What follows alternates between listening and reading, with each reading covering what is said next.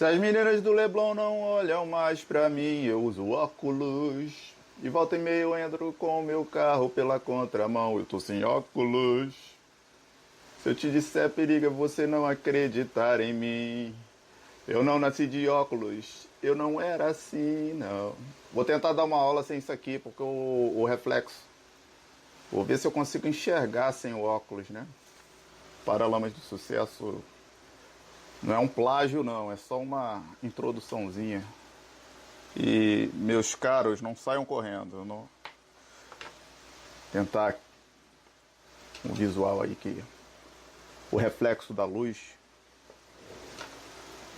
Então a gente vai falar sobre os insetos que a princípio eram para ficar escondidos lá no subsolo, né, no solo. Depois eles começam a devorar madeira por causa da celulose. Esses insetos, é muito maneiro estudar insetos. Aí vocês já devem saber de outros vídeos que eu produzi aqui no canal, que o estudo dos insetos é chamado entomologia, né? A pessoa que seria chamado pai da entomologia, na verdade, não é um pai, é uma mãe.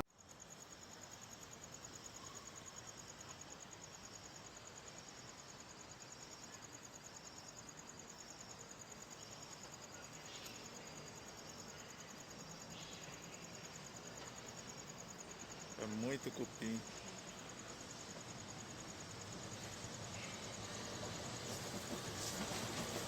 O dia foi quente.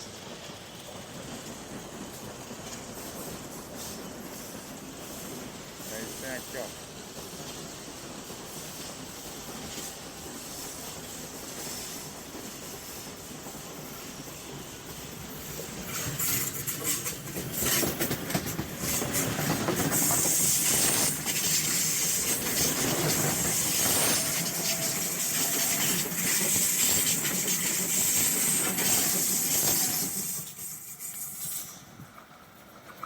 Bom, os cupins são, eles são insetos da ordem dos isóperas, né?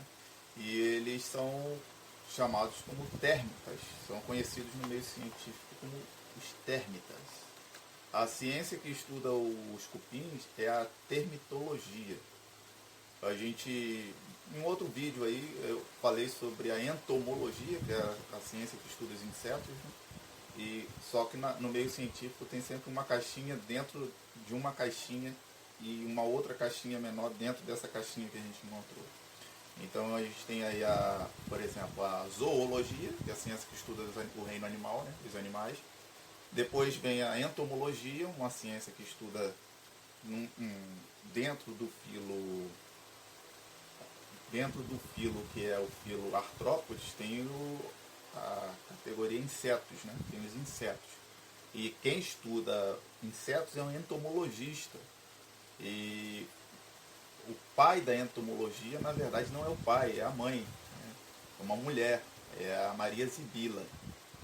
Antes dela, ninguém no meio científico teve o ímpeto de estudar a fundo os insetos, como Maria Zibila estudou.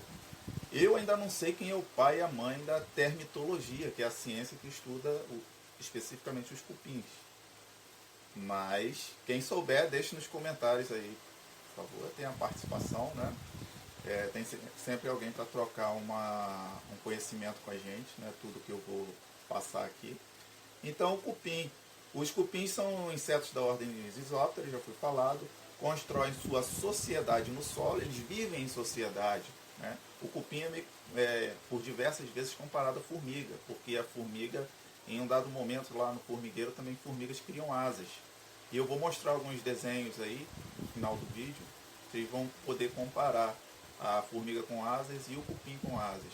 Mas o que eu estudei sobre cupins me diz que os cupins machos e fêmeas eles ganham asas, só que eles não cruzam entre si. Inclusive eles terem essa modificação, essa meio que uma metamorfose não completa, né? É um inseto que é de terra, que vive enterrado, vive cavando, meio semelhante à formiga ganhar asas, é importante para a variabilidade genética. para ele não cruzar com os consanguíneos deles, com os filhos, com as irmãs, né? Com as pessoas da família dele. Seria pessoas, entre aspas, né? Os cupins da família dele. Então ele voa para outros cupins. Eles não conseguem voar a distâncias muito grandes. Mas mesmo assim, essa variabilidade genética é considerável para que as espécies de cupins consigam se manter. Porque se não fosse isso, eles iam começar a cruzar com os da mesma família, coisa que eles não fazem, que o instinto de sobrevivência não deixa eles fazerem isso, né? E eles conhecem outras pessoas, entre aspas, de outras comunidades, de outros cupinzeiros. E aí eles começam naquela... o voo nupcial, né, que fala, o namoro. E dá certo. Depois a cupim fêmea põe ovos, as crianças nascem, as larvas, né, nascem vorazes para comer e são alimentadas por cupins operários, que são outra categoria de cupins, que não são os alados, não são os voadores, não os aleluias, chamados em algumas partes do Brasil, ou os siriris, né, em outras partes do Brasil, cupins voadores, cupins alados. Não, as operárias alimentam as larvas dos cupins, né, mas elas não têm capacidade reprodutiva. As operárias são estéreis. Os cupins operários, machos e fêmeas, são estéreis. E também tem cupins soldados, né? Os operários cuidam da casa de tudo, tanto de escavar o solo, quanto de escavar em madeira, quanto de cuidar das larvas, limpar o cupinzeiro. Trabalham muito os operários de um cupinzeiro. Os soldados, eles cuidam da função de defender o cupinzeiro contra os seus inimigos. Mas algumas vezes, quando os soldados estão desocupados, eles ajudam os operários nas funções de limpar a casa, de cuidar das crianças, né? Enquanto os alados, eles têm a função básica só de voar e se reproduzir. Se você fosse um cupim, qual das 3 classes você gostaria de pertencer? Os cupins, eles não causam danos diretos à saúde do ser humano, ou seja, cupim não é vetor de doença, como, por exemplo, os mosquitos, o Aedes aegypti, é vetor, começou sendo conhecido pela mídia como o vetor transmissor, né? Mídia popular fala transmissor, mas nós, no meio científico, falamos vetor. Da dengue, né? Mais recentemente, Zika, febre chikungunya, febre amarela, né? Foram outras doenças virais cujo vetor é o Aedes aegypti. O cupim não tem essa peculiaridade de causar dano à saúde do ser humano dessa forma. O cupim também não faz como a formiga, que dá uma ferroada no ser humano, às vezes cresce um calombo grande. Não tem isso no cupim. O cupim não dá aquele tipo de ferroada que a abelha dá, que vespa também, que pode causar um problema sério, principalmente se a pessoa tiver alergia, picada de inseto. O cupim não tem esse problema, então a gente diz que ele não traz dano direto à saúde do ser humano. Porém, o cupim ele pode causar um prejuízo enorme com relação à mobília de uma casa, ou até mesmo a estrutura de uma casa, né? Existem lugares aí que as pessoas desistem de construir porque os cupins são a maior diversidade que tem. Lugares próximos de mata, próximos de floresta, é muito mais difícil. Lugar muito úmido e muito quente é propício à proliferação e à infestação de cupins.